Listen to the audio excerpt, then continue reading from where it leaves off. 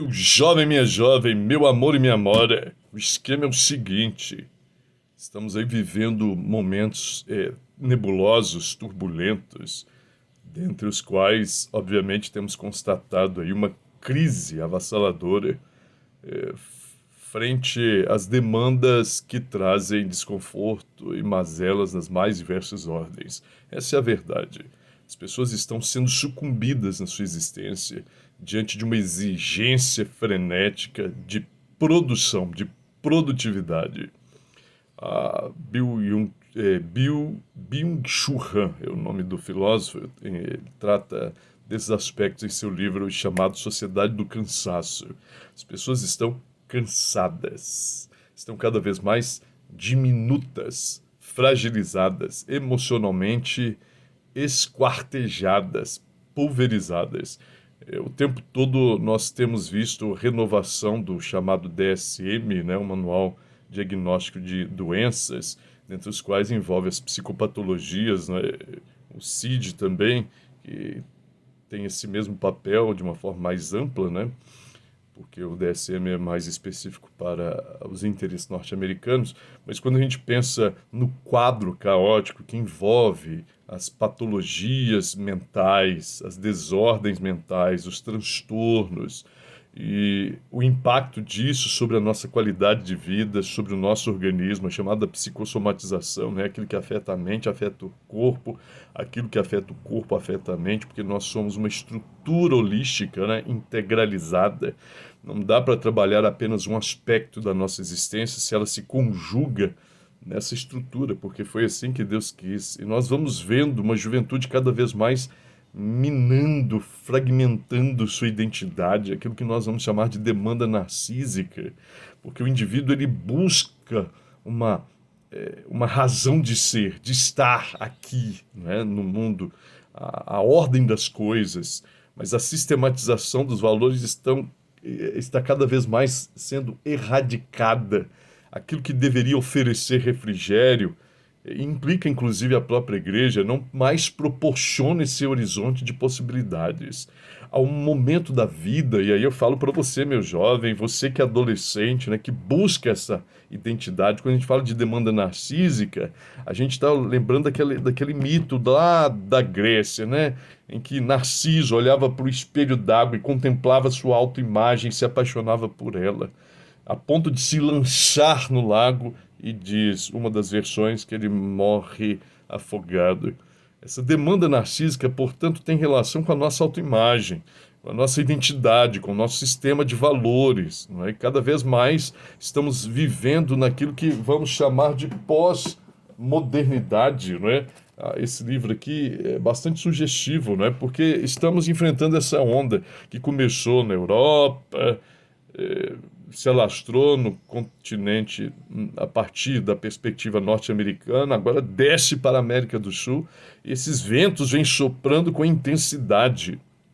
E a juventude tem perdido suas referências valorativas, porque o padrão discursivo da pós-modernidade é o relativismo moral, o relativismo ético, o ensimesmamento, não é? Esse é o grande problema. Então, você vive uma demanda narcísica que se volta para um narcisismo, que se concentra no sujeito, no indivíduo.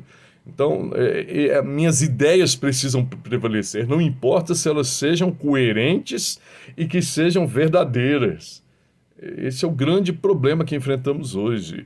Então, a gente precisa se estabelecer a partir de um conteúdo revelacional que transcenda a nós mesmos, que esteja além de nós e que atribui valores, moral e ética. A gente procura encontrar isso e, infelizmente, a própria religião não tem contribuído significativamente para esse processo. Por quê? Porque a religião ela é endossada a partir de mecanismos e agentes humanos. Se a gente não tiver um conteúdo bíblico, né, aí eu falo, ó, Bíblia dia e noite, não tiver uma referência bem basilar, bem consistente no estudo da palavra, eu digo estudo, pesquisa, comprometimento com as Sagradas Escrituras, para que a gente não possa se enredar, se deixar levar por qualquer vento de doutrina. É por isso que a juventude não se estabelece, porque ela procura respostas. O problema é que a sua demanda neuronal, sua circuitaria ainda não está bem elaborada. E isso acaba comprometendo essa busca. Então, é daí que entra o fator educacional. O fato é que nós também estamos vivendo uma crise educacional. E aí, agregado a esses fatores, nós encontramos um boom, não é? Um impacto que vai afetar diretamente nossa existência. E é o que está acontecendo. Nossa juventude está perdendo essa referência. E aí, acabamos de sair aí do mês de setembro, que é onde há um esforço, né, para combater a ideação suicida e o próprio suicídio em si, né? Então, tudo depende dessa busca de identidade, da nossa relação com o sagrado. Quando Jesus diz, vem a mim você que está cansado e sobrecarregado, eu vos aliviarei. Jesus quer aliviar você, meu jovem. Ele quer tirar o seu fardo, a sua dor, a sua angústia, o seu dissabor. Mas para isso você precisa se comprometer com a fé. Não pode viver uma fé de qualquer jeito, apenas acariciando e alimentando aquela circunstância litúrgica que você tem na igreja. A sua vida precisa ser uma liturgia, entende? Porque liturgia implica um serviço, uma entrega de si no altar de Deus. É isso que Paulo vai falar sobre o culto racional que a gente precisa desenvolver. Um culto consistente, de entrega, não apenas de nossas emoções, mas de nosso intelecto no altar de Deus. E quando nós adquirimos essa consistência, então reconhecemos o colinho de Jesus. Quando ele diz, vem a mim você que está cansado e sobrecarregado, eu vos aliviarei. Jesus quer aliviar seu fardo, ele quer tirar você dessa angústia, dessas demandas, dessas crises valorativas existenciais. Ele quer trazer consistência à sua vida. Mas você precisa se entregar. Então eu quero que hoje você pense nisso. Aquele abraço, beijo, fui.